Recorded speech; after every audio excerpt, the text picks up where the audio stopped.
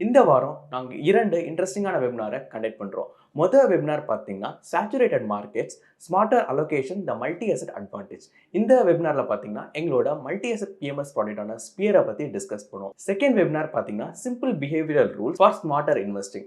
இந்த வெபினார்ல பார்த்தீங்கன்னா, behavioural finance பத்தியான டிஸ்கஷன நாங்க நடத்துவோம். இந்த 2 வெபினாரும் ஜாயின் பண்ணனும்னா, கீழ இருக்க லிங்க கிளிக் பண்ணுங்க. ஈரான் போர் தொடங்கி 2 வாரம் ஆயிடுச்சு. போர் இதோ முடிஞ்சிரும், அதோ முடிஞ்சிரும், நாங்கள் ஜெயிச்சிட்டோம் அப்படின்னு ஒரு தரப்பு. இன்னொரு தரப்பு, அதாவது ஈரான் தரப்பு, நாங்கள் இதை விடவே மாட்டோம், பழி வாங்குவோம் அப்படின்னு ஒரு நிலைப்பாடு. இதுக்கு நடுவில் பங்குச்சந்தை மாட்டிக்கிட்டு டெய்லி இறங்கிக்கிட்டே இருக்கு. இந்திய பங்குச்சந்தையில் திடீர்னு ஒரே நாளில் $2 பில்லியன் விற்கிறதுக்கு முதலீட்டாளர்கள் வெளிநாட்டிலேருந்து உறுதியாக வராங்க.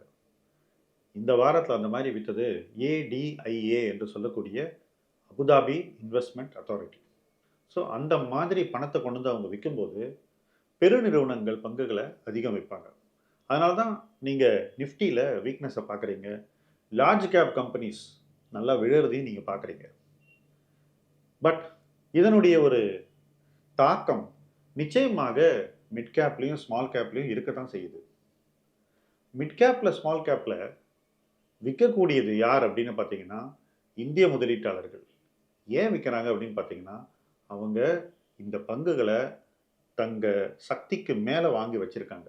பல பேர் இந்த பங்குகளை கடன் வாங்கி கூட வாங்கி வச்சுருக்காங்க. அப்போது இறங்கும் போது, சந்தையில் வீழ்ச்சியை காணும்போது, இவங்க அந்த வீழ்ச்சிக்கான அளவை வந்து பணமாக திருப்பி புரோக்கருக்கு கொடுக்கணும்.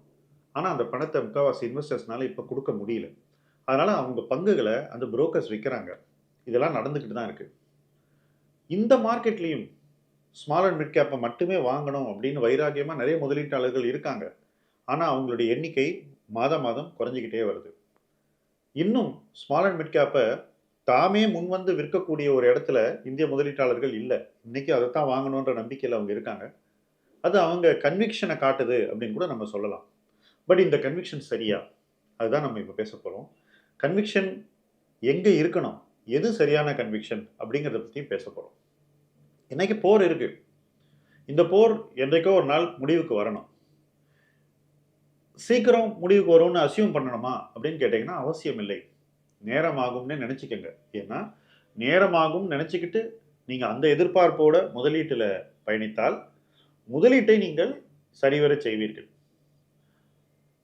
அவசர போக்கில் எதையும் செய்ய மாட்டீங்க. சீக்கிரம் போர் முடிவுக்கு வரலனா கூட அந்த சூழ்நிலையில் உங்களுடைய மனநிலை காமாக தான் இருக்கும். ஏன்னா உங்கள் எதிர்பார்ப்பு இன்னும் கொஞ்ச நாள் ஆகுங்கிறது தான்.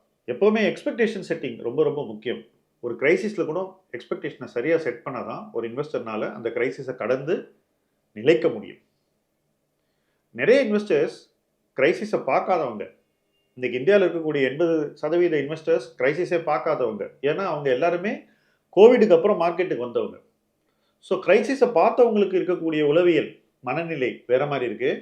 கிரைசிஸை பார்க்காதவங்களுடைய மைண்ட் செட் வேறு மாதிரி இருக்குது. கிரைசிஸை பார்க்காதவங்க எப்படி இருக்காங்க அப்படின்னு கேட்டிங்கன்னா, வலி தாங்காத பேஷண்ட் மாதிரி இருக்காங்க. நிறைய பேர் ஊசியை கிட்ட கொண்டு வந்தாலே அப்படியே சத்தம் போடுவாங்க. நீங்கள் கிளினிக்லலாம் பார்த்துருப்பீங்க. அப்படி தான் இருக்காங்க. ஏன்னா ரொம்ப ஹாப்பியான ஒரு ஃபேஸில் மார்க்கெட்டில் அவங்க இருந்துட்டு இதுதான் பங்குச்சந்தை அப்படின்னு பங்குச்சந்தையை பற்றி ஒரு புரிதலை அவங்க மைண்டில் வச்சுருக்காங்க. இது தவறான புரிதல். வருஷம் பணம் பண்ண முடியும் அப்படின்ற ஒரு நம்பிக்கையை வச்சுருக்காங்க. இது அதை விட தவறான புரிதல். ஈக்விட்டியில் பணம் பண்ணுறது ஈஸி அப்படின்ற ஒரு எதிர்பார்ப்பை வச்சுருக்காங்க. இதை விட ஒரு தவறான எதிர்பார்ப்பு இருக்கவே முடியாது. ஏன்னா ஈக்விட்டியில் பணம் பண்ணுறது அப்படிங்கிறது ரொம்பவும் கடினமான ஒரு அவுட்கம். அதை எளிதில் கிடைக்கக்கூடியது இல்லை. லாஸ்ட் 3 இயர்ஸ் 4 இயர்ஸில் நமக்கு ஒரு தவறான ஒரு எதிர்பார்ப்பை சந்தை உருவாக்கி கொடுத்துருக்கு. அதுக்கு காரணம் கொரோனா, கோவிடுக்கு அப்புறம் இருந்த மார்க்கெட் வேல்யூவேஷன் பணம் பண்ணுறது ஈஸி அப்படின்ற ஒரு தவறான புரிதலை முதலீட்டாளர் மைண்டில் உருவாக்கியிருக்கு. அதற்கான காலம் முடிந்து விட்டது அப்படிங்கிறத இன்றைக்கி முதலீட்டாளர்கள் முதல்ல ஏற்றுக்கணும். இந்த ஈரான் போருங்கிறது ஒரு எக்ஸ்கியூஸ்.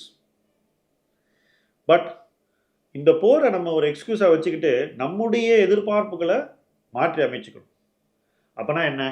ஈக்விட்டியில் இனிமேல் பணமே பண்ண முடியாது அப்படின்னு நான் சொல்கிறேன்னா கிடையாது. வருஷம் பணம் பண்ண முடியாது. அதுதான் ஃபர்ஸ்ட் பாயிண்ட். ஈக்விட்டியில் பணம் பண்ணுறது கடினமாக போகிறது. இது 2வது பாயிண்ட். எல்லா நேரத்திலையும் ஈக்விட்டியில் இன்வெஸ்ட் பண்ணுறதுங்கிறது சக்ஸஸ்ஃபுல்லாக இருக்காது. இந்த 3 பாயிண்ட்டை நீங்கள் மைண்டில் வச்சுக்கோங்க. அப்போ இப்போ என்ன பண்ணணும்? டெஃபினட்டாக இன்னைக்கு ஈக்விட்டி மார்க்கெட் அட்ராக்டிவ் ஜோனில் தான் இருக்குது. பட் மொத்த ஈக்விட்டி மார்க்கெட்டும் அட்ராக்டிவ் ஜோனில் இல்லை. பெருவாரியான லார்ஜ் கேப் கம்பெனிஸ் அட்ராக்டிவ் ஜோனில் தான் இருக்குது. இந்தியாவினுடைய மார்க்கெட் கேப் வாரியான முதல் 100 நிறுவனங்களில் நிறைய கம்பெனிஸ் கிட்டத்தட்ட 50%க்கு மேலே இன்னைக்கு அட்ராக்டிவ் ஜோனில் தான் இருக்குது.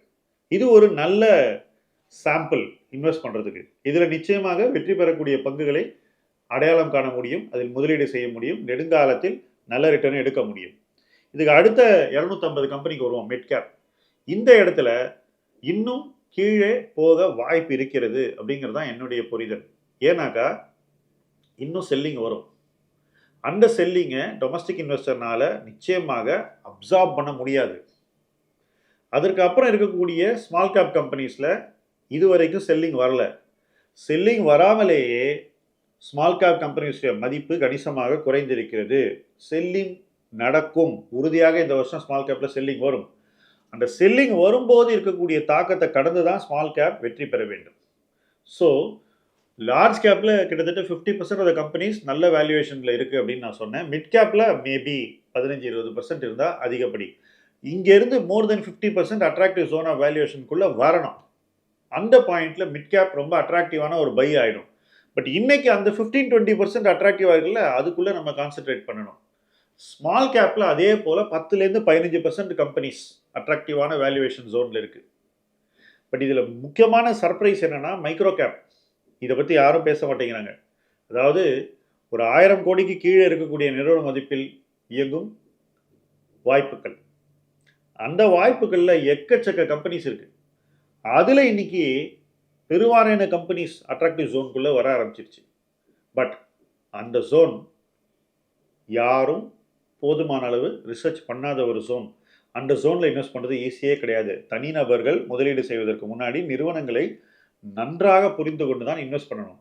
பட் எங்கே முதலீட்டு வாய்ப்புகள் ரொம்ப இன்ட்ரெஸ்டிங்காக இந்த வருஷம் இருக்கும் அப்படின்னு கேட்டிங்கன்னா அந்த ஜோனில் தான் முதல்ல இருக்கும்.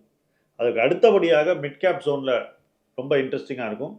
லாஸ்ட்டாக தான் ஸ்மால் கேப் ஜோனில் ரொம்ப இன்ட்ரெஸ்டிங் ஆப்பர்ச்சுனிட்டிஸ் வரும்.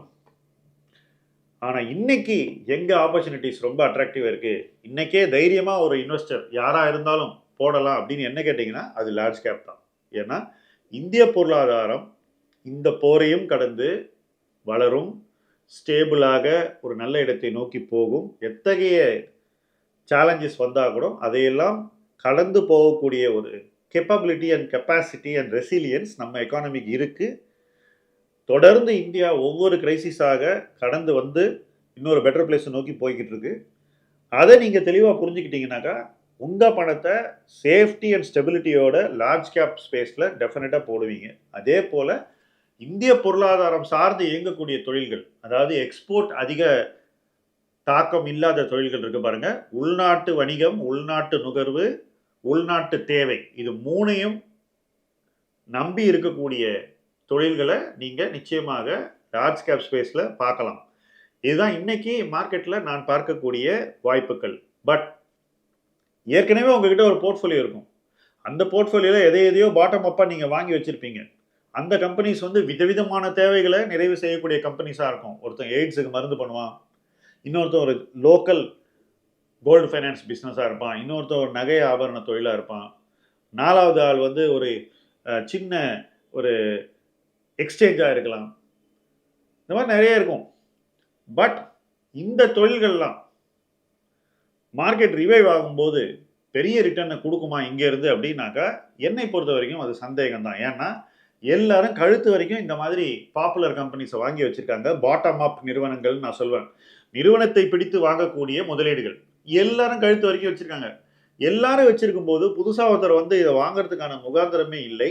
புதுசாக வர்றவங்க என்ன பண்ணுவாங்கனாக்கா எக்கானமியில் முன்னிலையில் இருக்கக்கூடிய நிறுவனங்களை தான் வாங்குவாங்க. அது எஃப்ஐஆ இருந்தாலும் சரி, புதுசாக வரக்கூடிய ஸ்மார்ட் லோக்கல் இன்வெஸ்டர்ஸாக இருந்தாலும் சரி, டொமஸ்டிக் இன்ஸ்டிடியூஷன் இன்வெஸ்டராக இருந்தாலும் சரி, எல்லாருமே பொருளாதாரத்தை முன்னின்று நடத்தக்கூடிய நிறுவனங்களை தான் இப்போ பார்க்கணும், வாங்குவாங்க. அப்போ நீங்கள் வச்சிருக்கக்கூடிய இந்த சின்ன சின்ன கம்பெனிஸ் எல்லாம் உங்களுக்கு மார்க்கெட் ரிவைவ் ஆக்கும்போது எந்த அளவுக்கு பார்ட்டிசிபேஷனை கொடுக்குன்றது கேள்விக்குறி. மேபி சில கம்பெனிஸில் M&A இருக்கலாம், சில கம்பெனிஸ் வந்து இன்னொரு கம்பெனியோட merge ஆகலாம், சில கம்பெனிஸ் பைபேக் பண்ணலாம். இதெல்லாம் நடந்தால் அந்த நிறுவனங்கள் உங்ககிட்ட இருந்தாக்கா உங்களுக்கு அந்த நிறுவனங்களில் பாட்டம் அப் ஸ்டாக் ஐடியாஸில் ப்ராஃபிட் பண்ணுறதுக்கு வாய்ப்பு வரலாம். பட் இது நடக்குமான்னு உறுதியாக நிச்சயமாக என்னால் சொல்ல முடியாது. உங்களால் சொல்ல முடிஞ்சால் அது உங்களுக்கு நல்லது. உங்களுக்கு யாரெல்லாம் பரிந்துரை சொல்லியிருக்காங்களோ அவங்க வந்து தெளிவாக ஓப்பனாக டிரான்ஸ்பரண்ட்டாக இந்த விஷயத்தை உங்கள்கிட்ட சொல்ல முடிஞ்சால் பெஸ்ட் ஆஃப் லக். பட் இன்னைக்கு மார்க்கெட்டில் எனக்கு ஒரு டாப் டவுன் ட்ரேட் தெரியுது. பொருளாதாரம் சார்ந்து இயங்கக்கூடிய கம்பெனிஸ் தான் இன்றைக்கும் சேஃப் அப்படின்னு நான் நினைக்கிறேன். இது என்னுடைய பார்வை. உங்களுடைய பார்வை என்ன தாராளமாக நீங்கள் கமெண்ட் செக்ஷனில் எழுதலாம். பட் முதலீடு செய்ய தவறாதீர்கள். இது முதலீடு செய்வதற்கான ஒரு சிறந்த வாய்ப்பு. இது போன்ற கிரைசிஸை வேஸ்ட் பண்ணக்கூடாது. Never waste good crisis. Turn them into an opportunity. இணைந்து பயணிப்போம். முதலீட்டு களம் உங்கள் களம். நன்றி.